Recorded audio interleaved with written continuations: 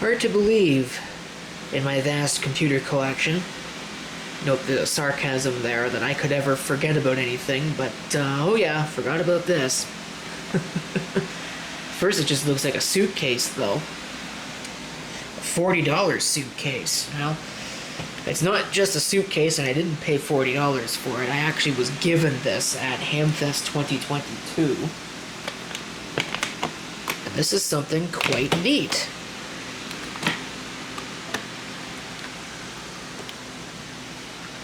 This is a good condition Zenith Data Systems computer. MS-DOS version 3.3 Plus. User's guide and reference from Heath Zenith. The quality goes in before the name goes on. And yes, this is the same Zenith that made radios. The user reference for MS-DOS 3.3 Plus. This is a power supply that actually goes with this. Diconics, Kodak company. Portable printer. Portable dot matrix printer.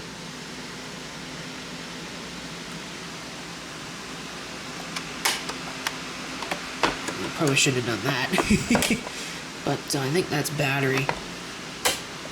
So do this. Yeah, use nickel cadmium batteries only. Of course, I'm not sure if those are really something you can find anymore, and this would need a ribbon. And I don't know where I'm going to find a ribbon for this if I ever want to use it. I'm sure you could probably find one somewhere. I guess the paper goes in the back there. And here you can see Diconics ink.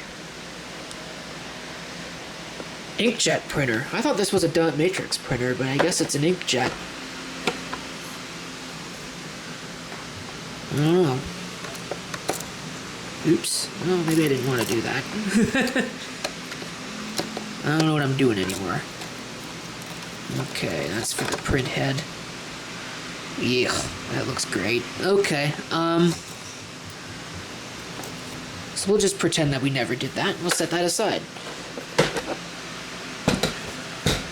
Here, of course, is the cable for said printer. This plugs into the computer. I have a pair of Tandy branded diskette holders, but I don't believe outside of one diskette for the machine itself for booting, maybe two, if I have anything here. Here's the power supply. Giant brick on a leash. Property tag. 16.5 volt at 2 amps, but center pin negative, so it's important that you don't lose that. And of course, the computer itself, which we'll get out of this case and set this case aside. Alright, here it is. The Zenith Data Systems machine. What is it? This is a SupersPORT. And this one in particular is a SupersPORT 286. There's a keyboard. I believe it's a mechanical keyboard of some type, but I'm not 100% sure which key switches it uses. You see drive activity LEDs for left and right, as well as a power indication. Brightness and contrast for the display, which we'll come back to in a moment. On this side is the keypad connector. That is your standard 5-pin DIN keyboard connector right there. Not sure if you could use that for an external keyboard or if that would just work for like a numeric keypad. Here's the floppy drive here. This, I believe, is a 720K floppy drive. There's your power switch. You can see this weird hinge design. It's almost like it's a two-piece hinge. You can also see this bar on the back that serves as like your standby switch Go around to the other side here. You see, there's where a telephone modem would be if this had it. This one does not. There's the other floppy drive. This is a dual floppy machine. Like I said, I think those are both 720K, but I don't know, they might be 1.44 meg. And we come to the back here. You see your DC input. And underneath this door, CRT output. That would be for a TTL monitor. Might be EGA compatible, but I believe that it's for CGA. Serial, parallel printer. There's an external bus connector for expansion right there. And also an external floppy connector, which looks like another parallel port, but I believe is hooked up differently.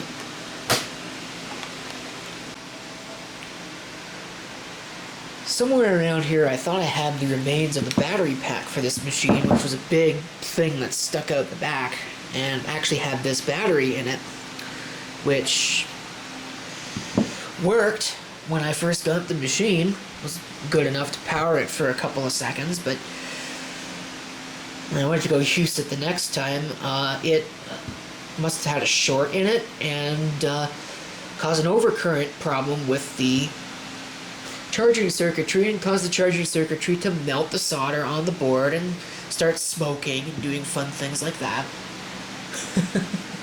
So, here's the battery, or whatever's left of it. I kind of destroyed that pack. I kind of wish I didn't. I wish I would have just clipped the battery out of it. And I'm not really sure it would have worked without a battery in place anyway. But either way, the machine does still work. It just doesn't have a battery. Or at least it did. Being as these things are what they are, and how old they are, they do have a number of problems, not the least of which is this display panel, which as you can see has really started degrading. This is, as best as I remember it, a CGA level display, although it is monochrome. It's blue and gray-ish. If you see my video of the Fora LP286L, it looks like that. In fact, we'll see it here in a minute if the machine actually still works. But the displays degrade, the backlights fail because it's actually an electroluminescent backlight, similar to a Timex Indiglo watch. The hinges break. You can actually see there's some plastic distress going on here, so I'm trying to be careful with this. The floppy drives obviously fail because they're fairly old now, and there's also some stress going on here. I'm not sure if you can really see it, but that's kind of bent a little bit.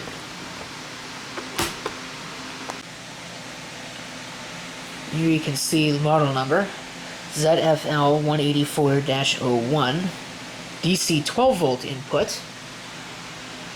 Oh, that is the original power supply.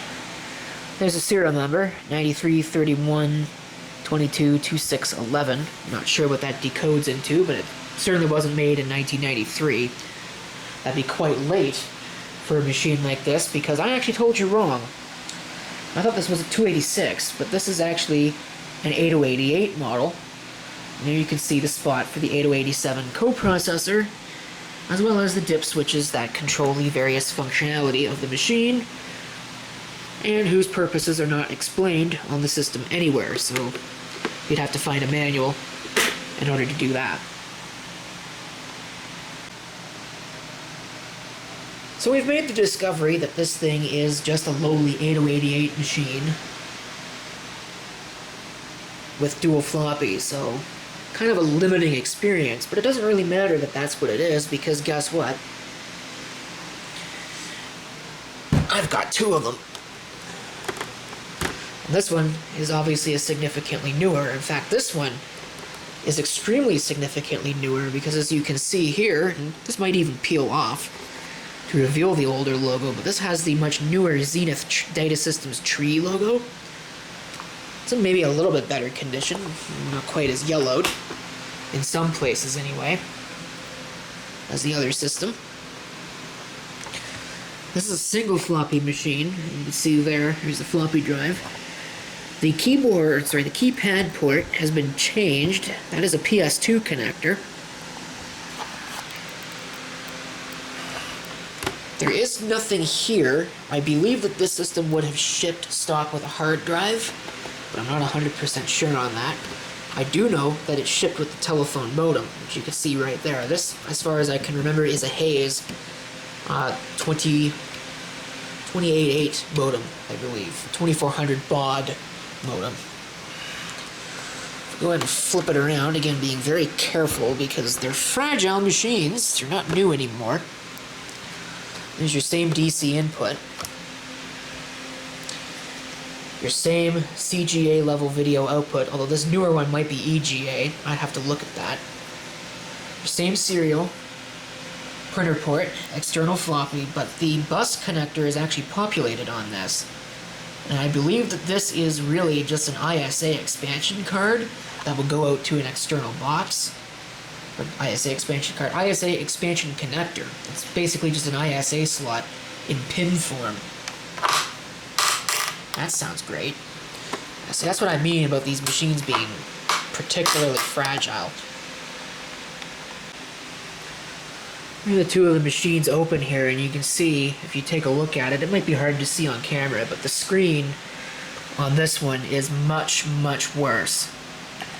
Neither one of them's great, but this one, there's at least more of a useful area as opposed to this one. You can see there's this dark colored stuff everywhere. The indicators have changed a little bit. Hard drive and floppy drive, which sort of lends to my suspicion that maybe this had a hard drive originally, or maybe this could have been spec'd without a drive at all. It's certainly possible. And there's your power LED, which is actually yellow on this, as opposed to red, which it is on this one. Brightness and contrast controls, just the same. And on this, you can see it's got a slightly different keyboard. There's a second control key. I believe the mechanical key switches are exactly the same. And most of the layout's the same, but you can see here the print screen has moved up there. So the backspace is a little bigger than it is on this. The escape key has moved down. The layout is just very, very different. And the key, there's a key there. Like I said, the extra control key. The function key is here. Caps lock is where it belongs, right there. And unlike this keyboard, which you can see has got the LEDs in the actual keys, this one has got the LEDs right there. I don't know what padlock actually stands for. I've never seen that one come on, but the other ones are pretty straightforward. Of course, function key.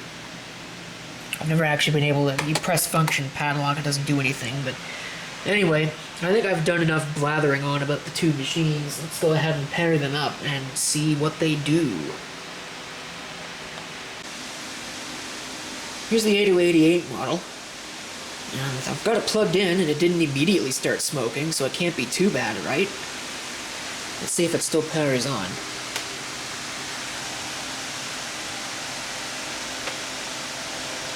Yeah. You see, the backlight is still working, but that screen is very difficult to read. Yeah, that's the problem with these, is that they become almost impossible to use at this point in time because of the issues with the screen. I'll have to see if maybe I can find another display that's in good condition for one of these, but they're not very common. Certainly not as common as they once were. Well, I guess Focus isn't common either. Let me see if I can get a floppy disk here, see if we can boot something. This is a 720K diskette, and you can tell because it's missing the second hole on the other side.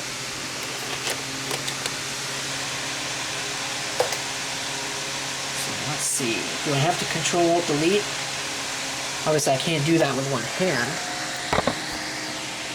Control-Alt-Delete.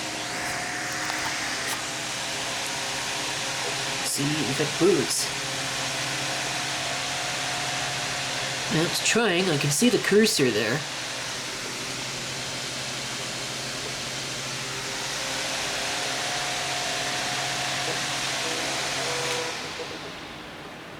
Kind of heard it. There you can see what it's supposed to look like. Date and time.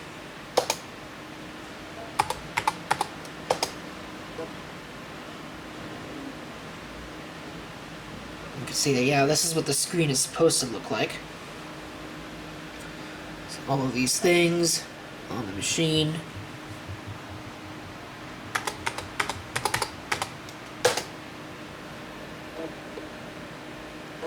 Floppy drive works. That's not common for these. Does the other floppy drive work? I actually honestly can't remember. We have a second diskette here. Lotus 123. Could try that. See if we can get it to work.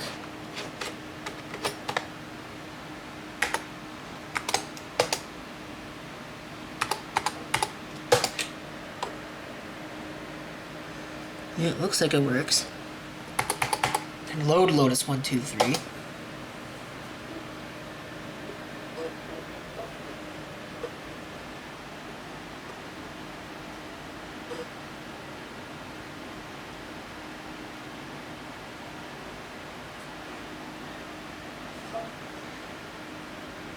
I don't know if any more of this screen would be easy to read. Not really. Even with the brightness turned all the way down. Or all the way up. So that's that one. Working passably well, but it will need a new display before we do anything. Let's go get the other one. I did show the bottom of that one, but I forgot to show the bottom of this one, so I'll take a quick little detour. This is a ZWL-0200-2B. 16.5 volt input, 2 amps. There's a drive part number, and it gives me a drive type of 6. But I don't know if there's actually a hard drive in here. You can see here, 287, math coprocessor, and also jumpers instead of dip switches, and fewer of them. So it's kind of interesting. It still doesn't really explain what they are, though. This was also a lot more difficult to get off of this machine than it was the other one. Apparently it's more difficult to put on, too. Alright, let's try it. Please replace the backup battery. Bad configuration found in CMOS. Here's the power light. It's not saying anything else.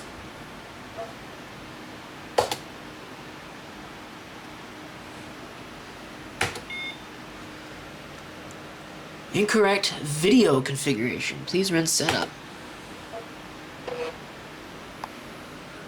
But yeah, I don't hear a hard drive. Here is a setup program.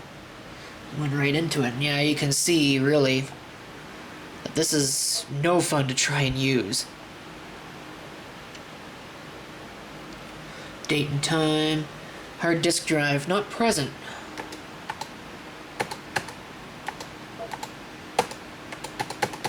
Can I actually change that information? I don't know that I can change that information.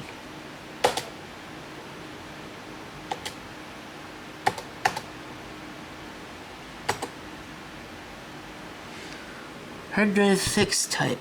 Use space and backspace to select values.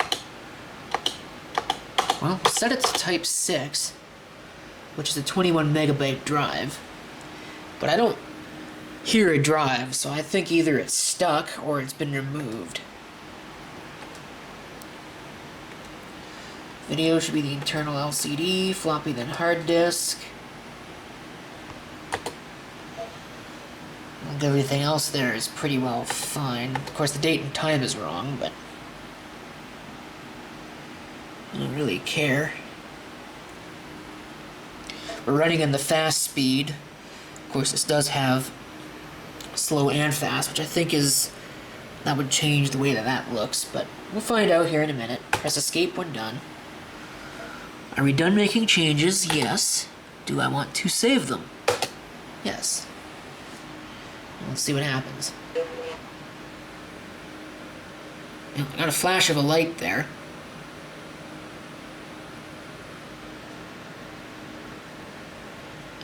on, I can't see anything on the screen right now. You can see the lock indicator. I can't do that with one hand. Let me see. Function padlock. Well, it's on. I don't know what that really means. At least to me. Of course, in order to do the scroll lock, you have to hit function backspace. Yeah, there's all the lock indicators. I might have bricked it. Because, yeah, it's not working, is it? Well, I figured out how to get into the Zenith monitor. Control-Alt-Enter does that. And if you type setup, you come back in here. Apparently it actually remembers everything, so I don't know. That's kind of weird. This is hard to read. Very hard to read. So we will set that back to not present. Grab our boot disk here. See if this floppy drive works. It's a little bit easier to Control-Alt-Delete on this one.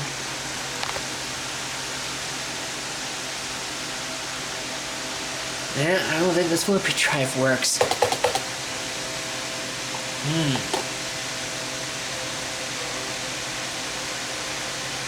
Yeah, this one might need some help. Okay, I got into the Zenith monitor on this. You see it's actually monitoring the registers. Let's see if this one's got a setup program. Nope. No setup on this one. But, there it is. It does boot. Of course, this one I have to stick the camera down and Control-Alt-Delete with 2 hands. It doesn't actually test the floppy drives. I thought that was kind of weird.